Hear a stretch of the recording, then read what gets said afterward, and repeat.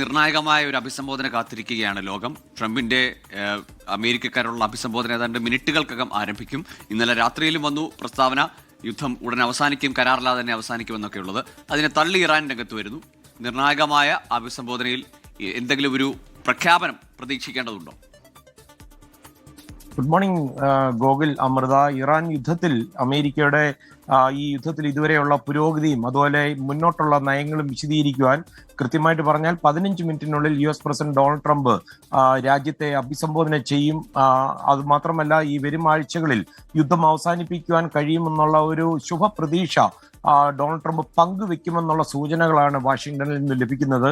ഇറാന്റെ മിസൈൽ ഉൽപാദന കേന്ദ്രങ്ങൾ തകർക്കുക, അതുപോലെ ഇറാൻ നാവികസേനയെ നിഷ്ക്രിയമാക്കുക, ഇറാൻ അനുകൂല പ്രോക്സി ഗ്രൂപ്പുകളുണ്ട്, അവയെ ഇല്ലാതാക്കുക, ഇതുകൂടാതെ അവരുടെ ആണവശേഷി ഇല്ലാതാക്കുക തുടങ്ങിയ ലക്ഷ്യങ്ങൾ മുൻനിർത്തി നടത്തിയ ഈ യുദ്ധത്തിലെ പുരോഗതി അമേരിക്കൻ ജനതയോട് വിശദീകരിക്കേണ്ട ഒരു ബാധ്യത പ്രസിഡന്റ് ട്രംപിനുണ്ട്.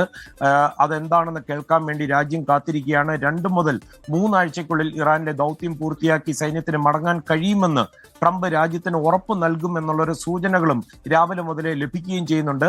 അതേസമയം ഈ നിലവിലെ യുദ്ധം ആരുടെ താല്പര്യത്തിന് വേണ്ടിയാണെന്ന് ചോദിച്ച് മറ്റൊരു സസ്പെൻസ് സൃഷ്ടിച്ചിരിക്കുകയാണ് ഇറാൻ പ്രസിഡന്റ് മസൂദ് പെസഷ്കിയാൻ. അദ്ദേഹം അമേരിക്കൻ ജനതയ്ക്ക് കത്ത് എഴുതിയാണ് ഇത് ചോദിച്ചത്. ഇത് വലിയ വാർത്തയായി മാറിയിരിക്കുകയാണ്. ഇസ്രായേലിന് വേണ്ടിയുള്ള ഒരു പ്രോക്സി യുദ്ധത്തിലാണ് അമേരിക്ക ഏർപ്പെട്ടിരിക്കുന്നതെന്നാണ് അദ്ദേഹം ആരോപിച്ചത്.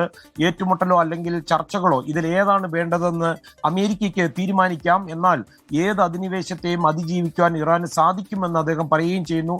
അത് മാത്രമല്ല, ഈ ആക്രമിക്കാൻ വന്നവരെല്ലാം ചരിത്രത്തിന്റെ ചവറ്റുകുട്ടയിലായെന്നുള്ള കാര്യം മറക്കരുതെന്ന് ഇറാൻ പ്രസിഡന്റ് പറയുന്നു. അതേസമയം ഈ നേറ്റോയെ വീണ്ടും പരിഹസിച്ചുകൊണ്ട് ട്രംപ് ഇന്ന് വന്നിരിക്കുകയാണ്. പേപ്പർ ടൈഗർ അല്ലെങ്കിൽ കടലാസ് പുലി എന്നാണ് ട്രംപ് ഇന്ന് വീണ്ടും അവരെ വിശേഷിപ്പിച്ചത്.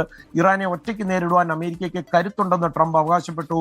അത് മാത്രമല്ല, ഈ നേറ്റോ എന്ത് ചെയ്യുമെന്ന് അറിയാൻ വേണ്ടി മാത്രമാണ് അവരുടെ സഹായം ചോദിച്ചത്. അവരുടെ സഹായം അമേരിക്കയ്ക്ക് ഒരിക്കലും ആവശ്യമില്ലായിരുന്നു. അത് മാത്രമല്ല, ഈ യുദ്ധം കഴിഞ്ഞതിന് ശേഷം സഹായിക്കാമെന്ന് പറഞ്ഞു വന്ന ഫ്രഞ്ച് പ്രസിഡന്റ് ഇമ്മാനുവൽ മാക്രോണിനെയും അതുപോലെ ബ്രിട്ടീഷ് പ്രധാനമന്ത്രി കീർ സ്റ്റാമറിനെയും ട്രംപ് പരിഹസിക്കാൻ മറന്നില്ല. യുദ്ധം ജയിച്ചതിന് ശേഷം ഇവരുടെ ആരുടെയും സഹായം വേണ്ടെന്ന് അവരോട് പറഞ്ഞതായിട്ട് ട്രംപ് പറഞ്ഞു. അതേസമയം ഈ നേറ്റോ സഖ്യത്തിനുള്ള ഈ ഭിന്നത രൂക്ഷമാകുന്നതിനിടയിൽ സെക്രട്ടറി ജനറൽ മാർക്ക് റൂട്ടെ അടുത്തയാഴ്ച വാഷിംഗ്ടൺ സന്ദർശിക്കും.